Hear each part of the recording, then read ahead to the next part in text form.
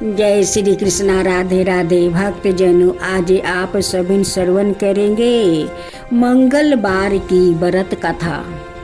एक नगर में एक वृद्धा निवास करती थी। उसके मंगलिया नाम का एक पुत्र था। वृद्धा की हनुमान जी पर गहरी आस्था थी। वह प्रत्येक मंगलवार को नियम पूर्वक वो व्रत रखा करती थी, हनुमान जी की आराधना करती थी। उस दिन वो ना तो घर लिपती थी और ना ही मिट्टी खोदती थी। वृद्धा को व्रत करते हुए अनेक दिन बीत गया। एक बार हनुमान जी ने उसकी श्रद्धा की परीक्षा लेने की वो सोचे। हनुमान जी साधु का भेष धारण कर वहाँ गया और पुकारने लगा, हाय कोई हनुमान भक्त, हाय कोई हनुमान भक्त जो हमारी इच्छा पूर्ण करे। पुकार सुनकर वृद्धा बाहर आ गई और बोली, आज्ञा कीजिए महाराज। साधु भेषधारी हनुमान बोले, मैं भूखा हूँ, भोजन करूँगा, तू थोड़ी जमीन लीप दे। वृद्धा दुविधा में पड़ गई। अंत में हाथ जोड़कर बोली, महाराज, लिपने पोतने और मिट्टी खोदने के अतिरिक्त आप कोई दूसरी आज्ञा दे, मैं अवश्य पूर्ण करूंगी। साधु ने 3 बार प्रतिज्ञा कराने के बाद कहा, तू अपने बेटे को बुलाओ, मैं उसकी पीठ पर आग जलाकर भोजन बनाऊंगा। वृद्धा के पैरों तले धरती घिसक गई, परंतु वह प्रतिज्ञाबद्ध थी। उसने मंगलिया को बुलाकर साधु के वो सौंप कर दे दिया। मगर साधु रूपी हनुमान जी ऐसे ही मानने वाला वो नहीं थे। उन्होंने वृद्धा के हाथों से ही मंगलिया को पेट के बल लेटवाया और उसकी पीठ पर आग जलवाई। आग जलाकर दुखी मन से वृद्धा अपने घर के वो अंदर चली गई। इधर भोजन बनकर तैयार हो गया। साधु ने वृद्धा को बुलाकर कहा, मंगलिया को पुकारो ताकि वो भी आकर भोग लगा ले। इस पर वृद्धा कहते वह आंसुओं को पोंछकर बोली, उसका नाम लेकर मुझे और कष्ट ना पहुँचाओ। लेकिन जब साधु महाराज नहीं माने तो वृद्धा ने मंगलिया को आवाज लगाई। पुकारने की देरी थी कि मंगलिया दौड़ा दौड़ा आ पहुँचा। मंगलिया को जीवित देखकर वृद्धा को वो सुखद आश्चर्य हुआ। वो साधु के चरणों में गिर पड़ी। साधु अपने वास्तविक रूप में प्रकट हुआ। हनुमान जी को अपने घर में देखकर वृद्धा का जीवन सफल हो गया। हनुमान जी कहते हैं कि जो भक्त श्रद्धा भक्ति से मेरा आरती उतारे और कथा सुने, पूजा पाठ करे, उन पर मैं बहुत प्रसन्न होता हूँ। और प्रसन्न होकर उन्हें जो मन चाहा वो वर मांगते हैं वो मैं देता हूँ। तब बोलो वीर हनुमान की जय, पवन पुत्रा हनुमान की जय। अब दूसरा कथा मंगलवार का व्रत। प्राचीन समय की बात है। किसी नगर में एक ब्राह्मण चंपित रहते थे। उनका कोई संतान ना होने के कारण वो बेहद दुखी था। हर मंगलवार ब्राह्मण वन में हनुमान जी का पूजा करने जाता था। वो पूजा करके बजरंग बली से एक पुत्र की कामना करता था। उसकी पत्नी भी पुत्र की प्राप्ति के लिए मंगलवार का वो व्रत करती थी। वो मंगलवार के दिन व्रत के अंत में हनुमान जी को भोग लगा कर ही भोजन करती थी। एक बार व्रत के दिन ब्राह्मणी ना भोजन बना पाई और ना ही हनुमान जी को भोग लगा सकी। उसने प्रण किया कि वो अगले मंगलवार को हनुमान जी को भोग लगाकर ही वो भोजन करेगी। वो भूखी प्यासी 6 दिन तक वो पड़ी रही। मंगलवार के दिन वो बेहोश हो गई। हनुमान जी उसकी निष्ठा और लगन को देखकर प्रसन्न हुआ। उन्होंने आशीर्वाद स्वरूप ब्राह्मणी को एक पुत्र दिया और कहा कि यह तुम्हारी बहुत सेवा करेगा। बालक को पाकर ब्राह्मणी अति प्रसन्न हुई। उसने बालक का नाम मंगला रखा। कुछ समय उपरांत जब ब्राह्मण घर आया तो बालक को देखा। पूछा कि वो कौन है। पत्नी बोली कि मंगलवार व्रत से प्रसन्न होकर हनुमान जी ने हमें यह बालक दिया है। ब्राह्मण को अपनी पत्नी की बात पर विश्वास नहीं हुआ। एक दिन मौका देखकर ब्राह्मण ने बालक को कुएं में गिरा दिया। घर पर लौटने पर ब्राह्मणी ने पूछा कि मंगला कहाँ है। तभी पीछे से मंगला मुस्कुरा कर आ गया। उसे वापस देखकर ब्राह्मण आश्चर्यचकित रह गया। रात को हनुमान जी ने उसे सपने में दर्शन दिया और बताया कि यह पुत्र मैंने उन्हें दिया है। सच जानकर ब्राह्मण बहुत खुश हुआ, जिसके बाद से ब्राह्मण चंपित नियमित रूप से मंगलवार वो व्रत रखने लगा। मंगलवार का व्रत रखने वाले मनुष्य पर हनुमान जी की अपार कृपा होती है। तो बोलो हनुमान जी की जय। पवन पुत्र हनुमान की जय। अंजनी पुत्र हनुमान की जय। अब राम भक्त की कहानी। लगभग 4000 बरस पूर्व तमिलनाडु में त्यागराज नाम का एक राम भक्त रहते थे। वो उत्तम कवि भी थे। वो प्रभु राम के वो भजनों की रचना करते और उन्हीं भजनों को वो गाते भी थे।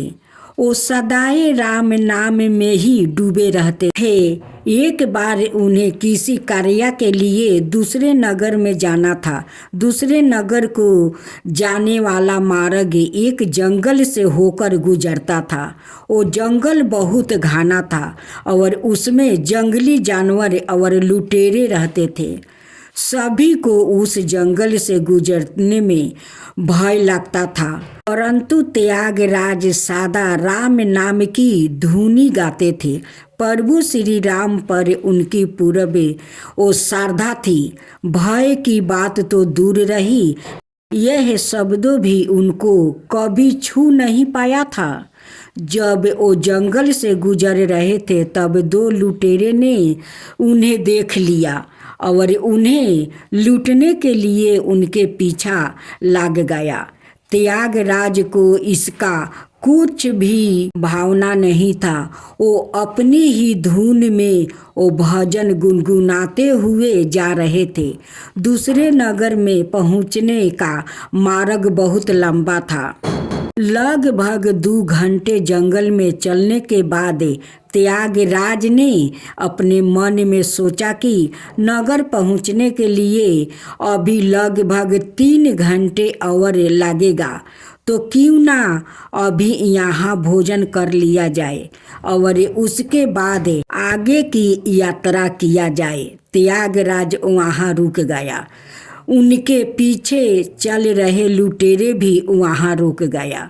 उन्होंने त्यागराज को कुछ नहीं किया, क्योंकि उनके साथ तो श्री राम जी थे। त्यागराज ने अपने साथ में लाए भोजन को ग्रहण करने से पहले प्रभु श्री राम से प्रार्थना की और भोजन को भगवान श्री राम का प्रसाद मानकर ग्रहण करने लगा। जंगल में त्यागराज के इतना समय अकेले रहने पर भी लुटेरा ने त्यागराज को कुछ नहीं किया। वो अकेला पेड़ के पीछे खड़े रहकर त्यागराज को देखते रहे। भोजन करते समय भी त्यागराज तो राम नाम में ही वो मगन थे। उन्हें यह भावना भी नहीं था कि कुछ लुटेरे उनके लूटने के लिए उनके पीछे वो लगे हुए हैं। भोजन करने के बाद त्यागराज ने प्रभु श्री राम के चरणों में कृतज्ञ व्याकित की और वो आगे की यात्रा पर निकल पड़े। 5 घंटों के उपरांत त्यागराज दूसरे नगर के निकट पहुँचे। उस समय दोनों लुटेरा उनके पैरों में गिर पड़े। त्यागराज चकित हो गया। उन्होंने पूछा, आप कौन हो? मैं आपको नहीं जानता। आप मेरे पैर क्यों छू रहे हो? लुटेरे बोले, हम चोर हैं। आपको लूटने के लिए हम आपका जंगल से ही पीछा करते आ रहे हैं, परंतु आपके साथ अंग रक्षक श्री राम है, इस कारण हम आपको कुछ नहीं कर पाए। उन्होंने हमें पहचान लिया। वो हमें पकड़ने वाले थे, परंतु हमने उनसे क्षमा मांगी और उनके चरणों स्पर्श किया। तब यह अंग रक्षक बोले कि हमारे चरण स्पर्श करने की आवश्यकता नहीं है। त्यागराज को नमस्कार करे तो ही हम आपको छोड़ेंगे, इसलिए हम आपके पैर छू रहे हैं। त्यागराज ने पूछा, कौन से अंग रक्षक? मेरे पास कौन सा धन है जो मैं अंग रक्षक लेकर चलूं? इतने समय से मैं अकेला अपना प्रभु श्री राम की धुन में अकेला चल रहा था। मेरे साथ तो कोई नहीं था। त्यागराज इधर उधर देखने लगा। वहाँ कोई भी नहीं था। चोरों को भी आश्चर्य हुआ। दोनों अंग रक्षक अदृश्य हो गए थे। त्यागराज ने उनसे पूछा, वो अंग रक्षक दिखने में कैसे थे? चोर ने कहा, दोनों के कंधों पर धनुष बाण थे, मस्तक पर मटुक था और दोनों युवा था। अंग रक्षकों का वो वर्णन सुनते ही त्यागराज ने अपने दोनों हाथ जोड़ लिया। वह जान गया कि उनकी रक्षा करने वाले 2 अंग रक्षक अन्य कोई नहीं, वो अपितु सवाए प्रभु श्री राम और लक्ष्मण ही थे। त्यागराज ने चोरों से कहा, आप परम भाग्यशाली हो। आप जिन्हें मेरा अंग रक्षक समझ रहे थे वो अन्य कोई नहीं अपितु मेरे प्रभु श्री राम है और लक्ष्मण थे। सवाए भगवान ने अंग रक्षक बनकर मेरी रक्षा की है। मैं राम भक्त हूँ, परंतु मुझे अभी तक उनके दर्शन नहीं हुआ। आप चोर हो और राम भक्त भी नहीं हो, तब भी आपको प्रभु राम के दर्शन हुआ। प्रभु कितने दयालु है। आज तुम्हें साक्षात प्रभु के दर्शन हुआ है। आज से तुम दोनों चोरी करना बंद कर दो और प्रभु श्री राम की भक्ति में अपना जीवन समर्पित कर दो। प्रभु तुम्हारा कल्याण करेंगे। त्यागराज की बात सुनकर लुटेरे की आंखों से आंसू बहने लगे। उन्होंने त्यागराज के चरण छुआ और अपना जीवन प्रभु श्री राम के चरणों में वो समर्पित करने का वो दृढ़ निश्चय किया। तब बोलो श्री राम जी की जय। श्री राम भगवान जय। श्री कृष्णा राधे राधे। भक्तजनों, आइए हम सुनते हैं महाराज जी की श्रद्धा की कसौटी की गाथा। एक साधु महाराज श्री राम जी की गाथा सुनाते हैं। उनकी कथा सुनकर लोग आनंद विभोर हो जाते हैं। साधु महाराज का एक नियम था, प्रतिदिन वो कथा आरंभ करने से वो पहले हनुमान जी को कथा सुनाने के लिए आमंत्रित करते हैं। वो जहाँ पर कथा सुनाते हैं वहाँ उन्होंने कथा के स्थान पर हनुमान जी को वो विराजमान के लिए आसन के रूप में एक गद्दी भी रखी हुई थी। आइए हनुमत जी विराजिए, यह कहकर हनुमान जी का वो आवाहन करते थे। उसके बाद 1 घंटा कथा सुनाते हैं।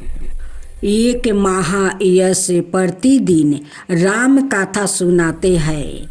वहाँ भक्ति भाव से कथा सुनते हैं, परंतु एक दिन उनके मन में विचार आया कि महाराज कथा आरंभ करने से पहले आइए हनुमत जी वो विराजिए, ऐसा कहकर हनुमान जी को बुलाते हैं। तो क्या वास्तव में हनुमान जी यहाँ पर आते होंगे? एक दिन उन्होंने साधु महाराज से पूछ ही लिया, महाराज आप रामायण की कथा बहुत अच्छी सुनाते हैं, हमें बड़ा आनंद मिलता है, परंतु आप जो गद्दी प्रतिदिन हनुमान जी को देते हैं उस पर क्या हनुमान जी वास्तव में वो विराजमान होते हैं? साधु महाराज ने कहा, हाँ, यह मेरी श्रद्धा है। हनुमान जी का वचन है कि जहाँ राम कथा सुनाई जाएगी और सुनी जाती है वहाँ हनुमान जी अवश्य पधारते हैं। उस व्याकित ने कहा, महाराज हनुमान जी यहाँ पर आते हैं, इस पर हमें कैसे विश्वास करें? आप इसका कोई ठोस परिणाम दीजिए। आपको यह परिमाणित करके दिखाना ही चाहिए कि हनुमान जी आपकी कथा सुनने के लिए प्रतिदिन आते हैं। महाराज ने बहुत समझाया कि आस्था को किसी परिमाण की कसौटी पर नहीं वो कसना चाहिए। यह तो भक्त और भगवान के बीच का वो प्रेम रस है। व्याकित श्रद्धा का विशेष है। आप कहो तो मैं प्रवचन करना बंद कर दूं अथवा आप कथा में आना छोड़ दो, परंतु वह व्याकित नहीं माना। महाराज से कहता ही रह गया कि आप कई दिनों से दावा करते आ रहे हैं, यह बात और स्थानों पर भी आप कहते होंगे, इसलिए महाराज आपको तो प्रमाणित करना ही होगा कि हनुमान जी कथा सुनने आते हैं। इस तरह दोनों के बीच विवाद होता रहा। अंत में साधु महाराज ने कहा, हनुमान जी आते हैं अथवा नहीं, इसका परिणाम मैं कल आपको दिखाऊंगा। कल कथा आरंभ होने से पहले एक प्रयोग करेंगे। हनुमान जी को मैं जिस गद्दी पर विराजमान होने को कहता हूँ, आप उस गद्दी को आज उठा कर अपने घर ले जाना और कल अपने साथ वो गद्दी ले आना। उसके बाद मैं गद्दी यहाँ रखूँगा और कथा का आरंभ करने से पहले हनुमान जी को बुलाऊँगा। कुछ समय बाद आप गद्दी उठा कर देखना। यदि आपने गद्दी उठा ली तो समझ लेना कि हनुमान जी नहीं आया है। वह व्याकित इस कसौटी के लिए तैयार हो गया। महाराज ने कहा, हम दोनों में से जो पराजित होगा वो क्या करेगा, इसका निर्णय भी कर ले। यह तो सत्य की परीक्षा है। उस व्याकृत ने कहा, मैं गद्दी नहीं उठा पाया तो आपसे दीक्षा ले लूँगा, परंतु आप पराजित हो गया तो क्या करेंगे? साधु ने कहा, मैं कथा वचन छोड़कर आपका सेवक बन जाऊंगा। अगले दिन कथा सुनने के लिए बहुत भीड़ इकट्ठा हो गया। सारे लोग भक्ति, श्रद्धा, प्रेम और विश्वास की परीक्षा देखने आ पहुँचे। साधु महाराज और वह व्याकृत कथा के स्थान पर आए। उस व्याकृत ने गद्दी महाराज के हाथ में दिया। प्रतिदिन हनुमान जी को विराजते होने के लिए जहाँ गद्दी रखते हैं उसी स्थान पर वह राखी गई। महात्मा जी ने अंतर से मंगल चरण किया और बोले, आइए हनुमत जी विराजिए। ऐसा बोलते ही साधु महाराज की आँखों में आंसू आ गया। मन ही मन महाराज बोले, हे प्रभु, आज मेरी नहीं आपकी ही परीक्षा है। मैं तो एक साधारण सा व्याकृत हूँ। मेरी भक्ति और आस्था की लाज रखना प्रभु। साधु महाराज ने प्रार्थना की और उस व्याकृत को गद्दी उठाने के लिए वो निमंत्रित दिया। सभी की आंखें गद्दी पर जम गई थी। साधु महाराज बोले, महादस आप गद्दी उठाइए। उस व्याकृत ने गद्दी उठाने के लिए हाथ बढ़ाया, परंतु आचार्य की बात यह है कि वो गद्दी को स्पर्श भी नहीं कर पा रहा था। जो भी कारण रहा होगा, उसने 3 बार हाथ बढ़ाया, किंतु तीनों बार गद्दी को स्पर्श भी नहीं कर पाया। महाराज देख रहे थे, गद्दी उठाना तो दूर, वो व्याकृत गद्दी को छू भी नहीं पा रहा था। तीनों बार प्रयास करने पर वो पसीने से तर-बर हो गया। वो व्याकृत समझ गया कि यह साक्षात हनुमान जी का ही चमत्कार है और वो साधु महाराज के चरणों में गिर पड़ा और बोला, महाराज, गद्दी उठाना तो दूर के बात है, मैं तो गद्दी हिला नहीं पा रहा हूँ कि मेरा हाथ भी गद्दी तक नहीं पहुँच रहा है। मैं अपनी हार स्वीकार करता हूँ। जिस प्रकार उस व्याकृत ने कहा था, उसी अनुसार उसने साधु महाराज से वो दीक्षा ले लिया और भगवान की सेवा में जोड़ गया। कहते हैं कि श्रद्धा और भक्ति के साथ की गई आराधना में बहुत वो शक्ति होती है। प्रभु की मूर्ति पाषाण की ही होती है, परंतु भक्त के भाव से उसमें प्राण प्रतिष्ठा होती है और सवाए प्रभु उसमें विराजते हैं। तब बोलो, वीर हनुमान की जय, पवन सुत हनुमान की जय। महावीर जी की जय हो, महावीर जी की आरती। ओम जय महावीर प्रभु, ओम जय महावीर प्रभु, स्वामी जय महावीर प्रभु, स्वामी जय महावीर प्रभु। जगनायक सुखदायक अति गंभीर प्रभु, जगनायक सुखदायक अति गंभीर प्रभु। ओम जय महावीर प्रभु, ओम जय महावीर प्रभु। कुंडलपुर में जन्मे माता त्रिशूल के तारे, कुंडलपुर में जन्मे माता त्रिशूली के तारे, पिता सिंधर्ति राजा सूर्य नर हर्षाये। ओम जय महावीर परिभू, ओम जय महावीर परिभू।